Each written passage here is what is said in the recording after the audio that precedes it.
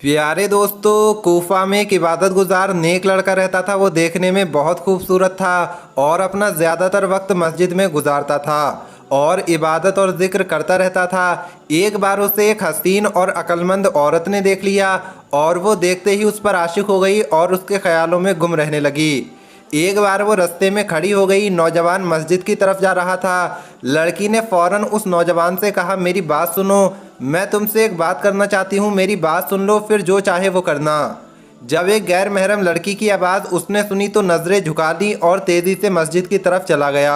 जब मस्जिद से घर की तरफ आने लगा तो वो लड़की दोबारा मिली और कहने लगी, ए नौजवान, मेरी बात तो सुन लो, मैं कुछ कहना चाहती हूँ। नौजवान ने निगाहें झुकाकर जवाब दिया, ये तोहमत की जगह है, मैं नहीं चाहता कि लोग मुझ पर तोहमत लगाएं।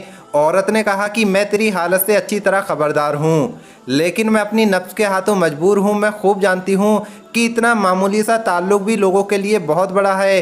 तुम जैसे नेक और पाकीज़ा लोग आईने की तरह होते हैं, छोटी सी गलती भी उनको दागदार बना देती है। लेकिन मैं क्या करूं, मैं बेबस हूं। मेरे दिल का हाल ये है कि हर वक्त तेरी याद में तड़पता रहता है। नौजवान उसकी बात सुनकर कुछ कहे बगैर अपने घर की तरफ चला गया।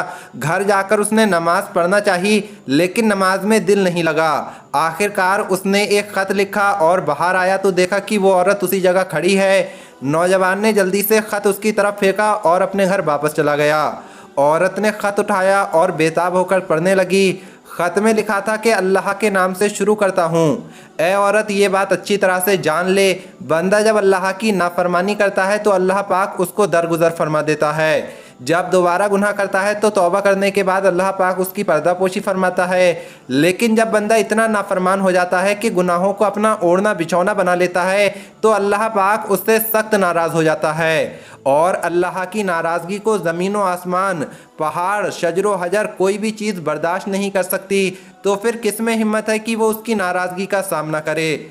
अगर तू अपनी बातों में सच्ची है और वाकई तेरी कैफियत वही है जो तूने बयान की है, तो मैं तुझे उसके बारे में बताता हूँ जो इन दिलों का बेहतरीन इलाज जानता है। वो ज़ात अल्लाह की ज़ात है। तू सच्ची तलब के साथ उसकी बारगाह में हाजिर हो जा। नौजवान ने लड़की को समझाने के लिए बहुत कुछ उस ख़त में लिखा और अल्लाह का फरमान भी बताया। औरत ने ख़त पढ़कर अपने पास रख लिया। कुछ दिन बाद फिर उसी रास्ते पर खड़ी हो गई।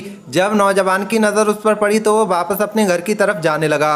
औरत ने पुकार कर कहा, ए नौजवान, वापस न जाओ। इस मुलाकात के बाद फिर कभी हमारी मुलाकात नहीं होगी, सिवाय इसके कि बरोज़े क़यामत अल्लाह की बारगाह में हमारी मुलाकात हो। इतना कहकर वो औरत ज़ोर ज़ोर से रोने लगी और रोते रोते कहने लगी, जिस पाक परवरदिगार के दस्ते कुदरत में तेरे दिल के इख्तियारात हैं, मैं उसी से सवाल करती हूँ कि तेरे बारे में मुझ पर जो कुछ मामला मुश्किल हो गया है वो उसे आसान फरमा दे। फिर वो औरत नौजवान के करीब आई और बोली, मुझ पर एहसान कर और कोई ऐसी नसीहत कर दे जिस पर मैं अमल कर सकूं। नौजवान ने सर झुकाए नज़रें नीची करके जवाब दिया, खुद को अपने नफ्स से बाज रख, नफ्स की ख्वाहिशात से बच। मैं तुझे अल्लाह का ये फरमान याद दिलाता हूँ कि वही है जो रात को रूह कब्ज़ करता है और जानता है जो कुछ दिन में कमाओ। ये आयत करीमा सुनकर औरत ने अपना सर झुकाया और पहले से भी ज़्यादा ज़ोर ज़ोर से रोने लगी। कुछ देर बाद देखा तो नौजवान अपने घर जा चुका था। वो औरत अपने घर चली गई, फिर इबादत में लग गई। हर वक्त याद इलाही में मशगूल रहने लगी। जब भी उस लड़के की याद आती थी तो उसका ख़त मंगवाकर आंखों से लगा लेती थी। एक मर्तबा किसी ने पूछा कि तुझे इस तरह करने से क्या मिलता है, तो वो औरत कहने लगी कि मैं क्या करूं, क्या मेरे लिए इसके अलावा कोई और इलाज नहीं है। वो दिन भर याद इलाही में मसरूफ़ रहती, जब रात होती तो नवाफिल अदा करती और आखिरकार इसी तरह इबादत और ज़िक्र करते करते इस दुनिया से रुखसत हो गई। प्यारे दोस्तों, एक लम्हे के लिए आप खुद को उस नौजवान की जगह रखकर सोचिए कि अगर आप उस नौजवान की जगह होते तो आप क्या करते।